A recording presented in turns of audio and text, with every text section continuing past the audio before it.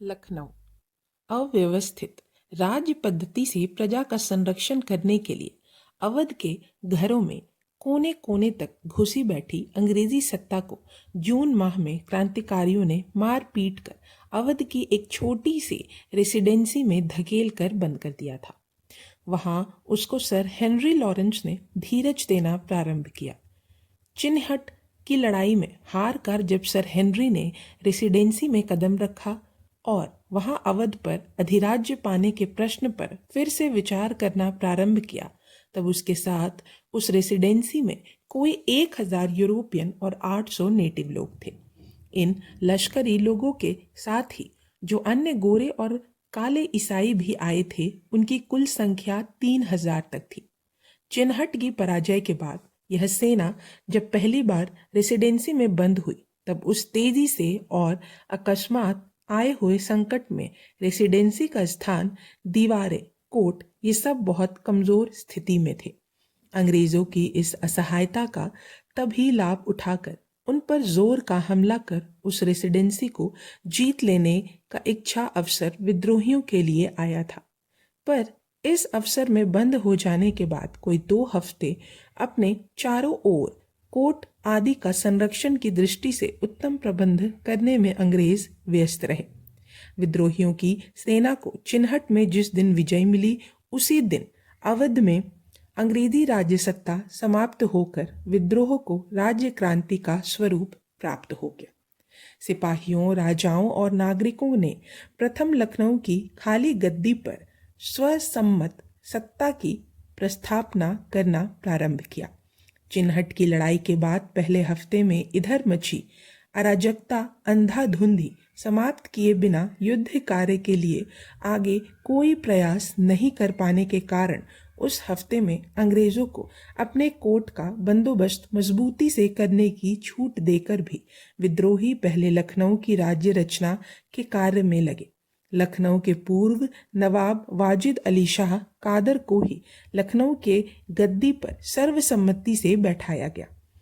बर्जिश कादर अल्प वय का होने के कारण अवध राज्य के सारे अधिकार राजमाता बेगम हजरत महल को सौंप दिए गए। दिल्ली के राजमहल का बादशाह बहुत बूढ़ा होने के कारण उसके नाम से शासन के सारे कार्य बेगम जीनत महल ही चलाती थी।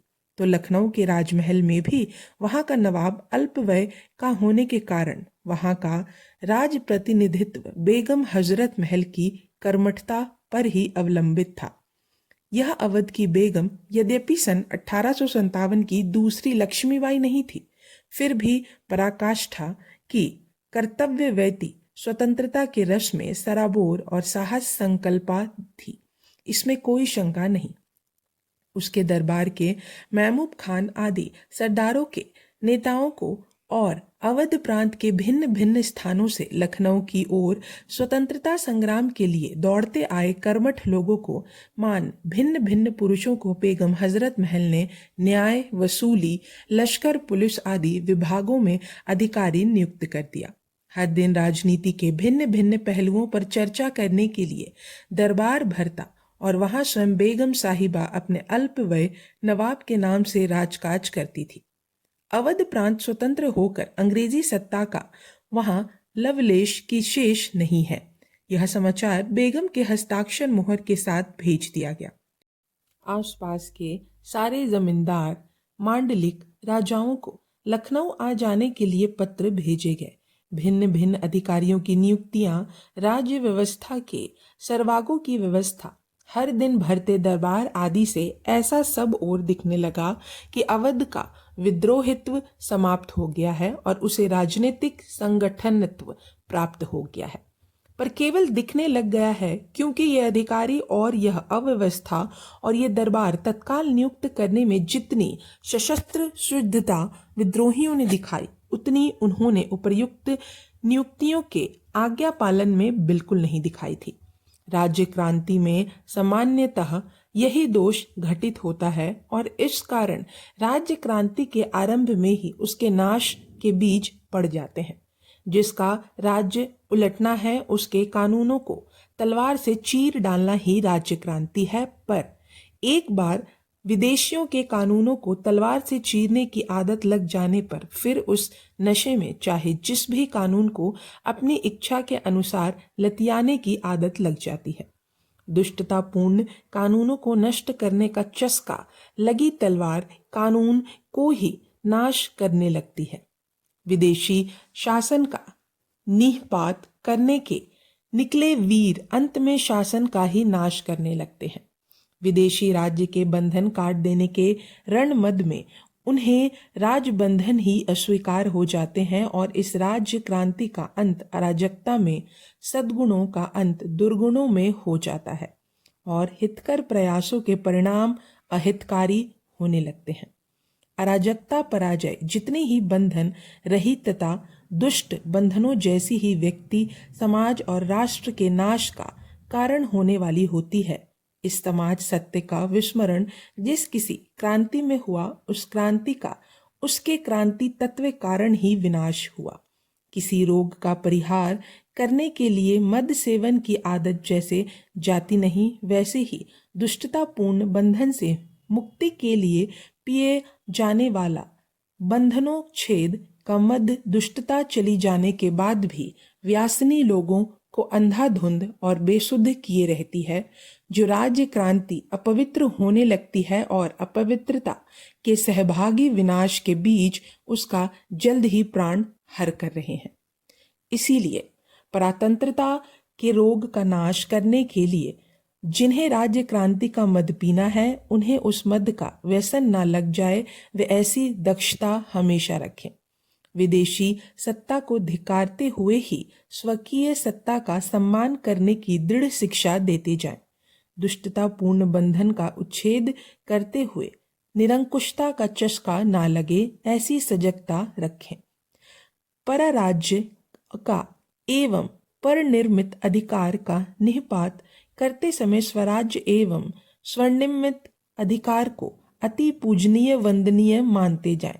पर सत्ता का उच्छेद होते ही स्वदेश समाज में अराजकता के नाशकारी प्रभाव ना पड़े, इसीलिए तत्काल बहुमत से जो राज्य घटना निर्माण हो, उसे सब लोग वंदनीय माने।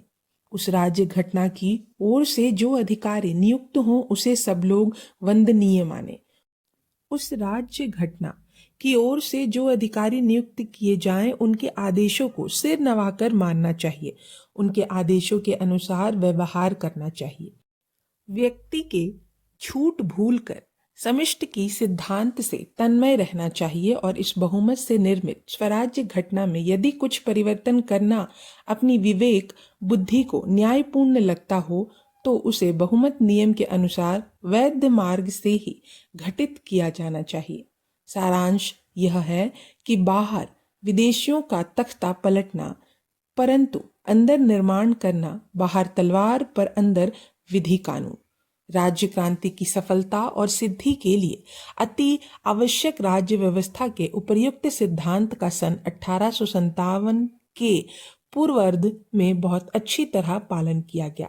विद्रोह होते ही यथासंभव वेग से दिल्ली, लखनऊ, कानपुर आदि शहरों में व्यवस्था से राज्य प्रबंध के कर्तव्य करने की ओर ध्यान दिया गया।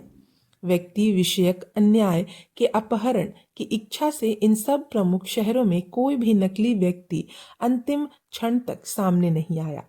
निर्विवाद सिद्ध राजपुरुषों को ही वंश परंपरागत रूप से लोक सम्मत सिंहासन पर बैठाया गया था। इन सब राजपुरुषों ने इस क्रांति का भेजा फायदा लेकर अपने पूर्व अर्जित अधिकार बढ़ाने के लिए कोई स्वार्थ नहीं दर्शाया था। इतना ही नहीं, उसके विपरीत अपने कारण देश की स्वतंत्रता के उस महान समर को अपयश से बचाने हेतु जहां संभव हुआ, वे अपने पहले के अधिकार छोड़ देने के लिए भी तैयार हो गए। इसके लिखित साक्ष्य प्रकाशित है।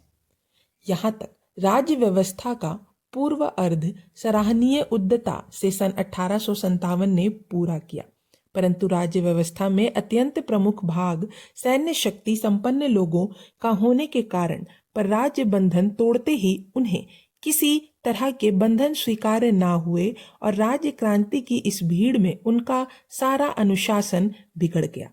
इस कारण स्वराज्य चेतना ही पहली पवित्र लहर में स्वयं ही नियुक्त किए अधिकारियों के सामने वे स्वयं अपमान, अवज्ञा और उपहास भी करने लगे तथा राज्य क्रांति का अंत अराजकता में होने लगा। ऐसी स्थिति में उनके स्वार्थ से दूषित हुई सिद्धांत निष्ठा को अपने व्यक्ति निष्ठा के ऐश्वर्य के शुद्ध करके अपने पराक्रम के द्वितीय से उनका मनोहरण करके जो उन्हें फिर से स्वराज्य व्यवस्था के अनुशासन पर ला बैठाए। ऐसे विलक्षण नेता भी कुछ दिव्य अपवाद छोड़कर इन अधिकारियों में उत्पन्न नहीं हुए। इस कारण बहुत से स्थानों पर क्रांति पक्ष के शिविर में संगठित सेना की जगह व्यर्थ लोग ही अधिक भरे हुए थे। ये तो फालतू लोग थे और उन्होंने ही इस क्रांति युद्ध को अपजयी बनाया। क्रांतिकारियों में जो शूर, स्वार्थ त्यागी, स्वतंत्र समर में कदम रखने लायक पवित्र चरित्र थे, उन्होंने यह युद्ध 3 वर्ष तक लड़ा।